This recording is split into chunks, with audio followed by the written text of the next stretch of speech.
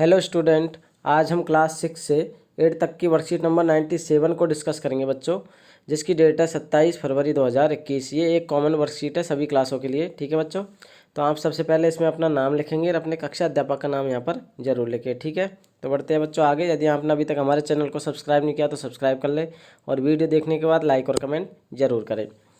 मान लीजिए आप किसी मॉल या दुकान या शॉप में गए हैं। ठीक है बच्चों, और नीचे दी गई वस्तुओं उसमें से अपनी आवश्यकता और बजट के अनुसार, ठीक है, उन्हें चुनकर शॉपिंग कार्ट या टोकरी में उनके नाम लिखे। तो बच्चों यहाँ पर शॉपिंग कार्ट दिया हुआ है, टोकरी दी हुई है, तो यहाँ पर आपको उनके नाम सभी के लिखने हैं। ठीक है बच्चों, इसके बाद आपको क्या करना है, इसके बाद उनके प्राइस अर्थात दाम को जोड़कर आगे कैश काउंटर पर देने के लिए कितने नोट और कितने सिक्कों की हमें ज़रूरत पड़ेगी बच्चों, उनके बारे में आपको यहाँ पर लिखना है। ठीक है, तो आइए बच्चों चलते हैं आगे। देखिए आपको यहाँ पर बच्चों कुछ वस्तुएं नज़र आ रही है और जिनका प्राइस भी, जिनका दाम भी साथ में दिया गया है। तो आपको सबसे पहले उस वस्तु का नाम लिखना है और साथ में उसका प्राइस लिखना है। उसके बाद उसको जोड़ना है और जोड़ने के बाद जब हम कैश काउंटर पर पैसे देते हैं तो कितने हम नोट हमें देने पड़ेंगे, कितने सिक्के हमें देने पड़ेंगे, उसके बारे में यहाँ पर आपको लिखना है। ठीक है बच्चों, तो देखिए आप आपकी पसंद के अनुसार यहाँ से कोई भी वस्तु आप चूज़ करके, पसंद करके आप नीचे लिखेंगे। ठीक है, जैसे कि यहाँ पर आपको लिखना है, ठीक है, एक एक वस्तु का नाम लिखना है, साथ में उसका प्राइस लिखना है और नीचे टोटल करना है। इसके बाद हमें यहाँ पर एक एक के कितने सिक्के चाहिए, 10 के कितने नोट चाहिए, 50 के कितने चाहिए, 100 के कितने चाहिए, 200 के, इसके बाद 500 और 2000 के कितने चाहिए और उसका टोटल योग क्या होगा, इसके बारे में हमें यहाँ पर लिखना है। ठीक है बच्चों, तो देखिए, तो बच्चों अपनी पसंद के अनुसार हम शुरुआत करते हैं। देखिए, तो सबसे पहली वस्तु हमने ली कैप, टोपी। ठीक है बच्चों, क्या ली, कैप ली और इसका मूल्य है 99 रुपीज़। इसका दाम कितना है, 99 रुपये। ठीक है बच्चों, तो हम सब यहाँ पर नीचे जाएंगे और इस टोकरी में हम यहाँ पर पहले फर्स्ट नंबर पे लिखेंगे कैप। ठीक है, जिसका रेट क्या है, जिसका दाम क्या है बच्चों, 99 रुपीज़। इसके बाद चलते हैं, बैट बॉल लिया है हमने, तो बैट बॉल का देख लिए बच्चों कितना दाम है। यहाँ पर ये बैट बॉल है बच्चों और इसका दाम है 264 रुपये। ठीक है बच्चों, तो आप यहाँ पर लिख देंगे जिस प्रकार मैंने लिखा है। यहाँ पर बैट बॉल वस्तु का नाम हो गया और उसकी रेट हो गई। ठीक है, 264। इसके बाद बच्चों हमने लिया है टी शर्ट। क्या लिया है, टी शर्ट लिया है। टी शर्ट की रेट क्या है बच्चों, 275 रुपये, 275। ठीक है बच्चों, तो आप यहाँ पर देखिए, यहाँ पर हमने टी शर्ट लिख के और उसका रेट लिख दिया है 275। ठीक है, इसके बाद लेंगे बच्चों हम पेंसिल।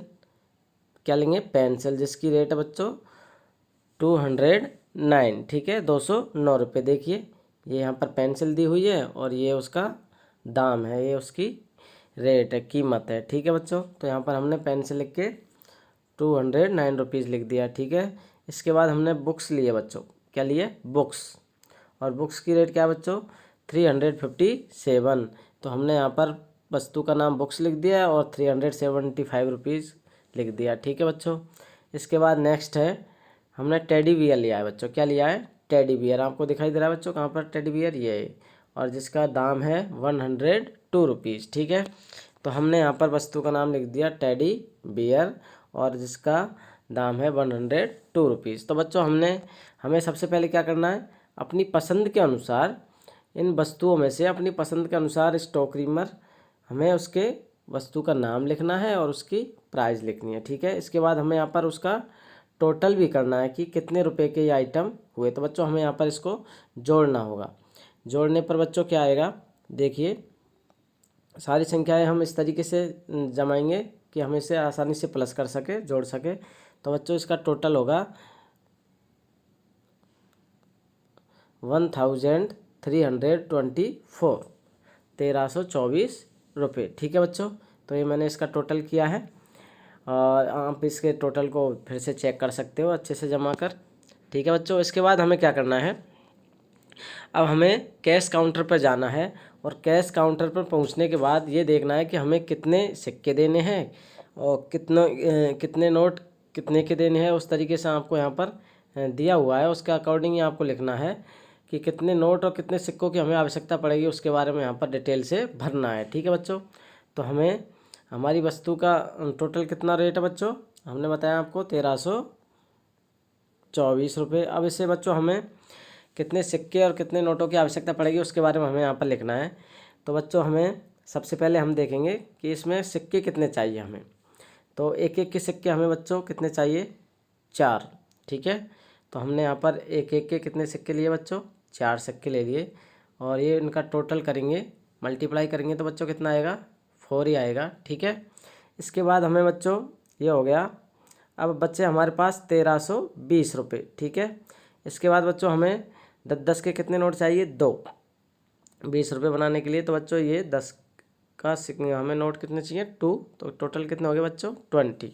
ठीक है, मल्टीप्लाई करेंगे 10 को मल्टीप्लाई करेंगे 2 से तो बच्चों कितना आ गया, 20। ठीक है, इसके बाद हमें अब कितने के नोट चाहिए बच्चों, 100 के चाहिए। ठीक है, तो 100 के हमें कितने चाहिए, 3 नोट चाहिए।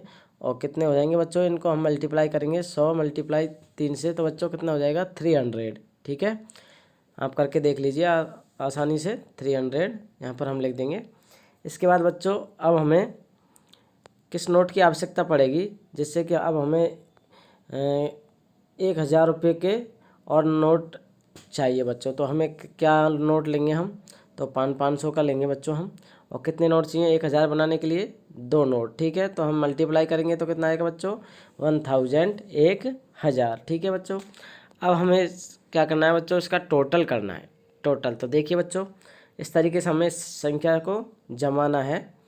ठीक है, तो 4 के नीचे फिर 0 0 0, तो हम यहाँ पर क्या लिखेंगे बच्चों, 4 ही लिखेंगे। ठीक है ना, और इसके बाद में यहाँ पर 4 हो जाएगा। और इसके बाद में क्या है बच्चों, देखिए 2, 2 के नीचे 0, फिर इधर 0, तो इधर क्या आएगा, 2 ही आएगा बच्चों। ठीक है, और फिर नीचे 3 के नीचे क्या है, फिर 0 ही है, तो बच्चों यहाँ 3 आ जाएगा और ये 1 बचेगा, तो ये हो गया। तो 1324, 1324।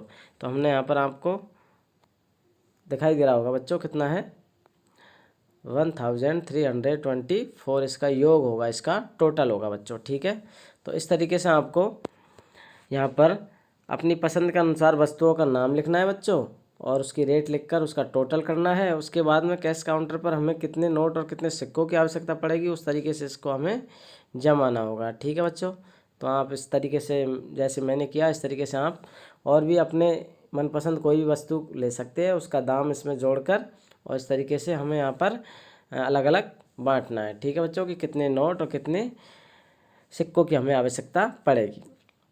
अब चलते बच्चों आगे।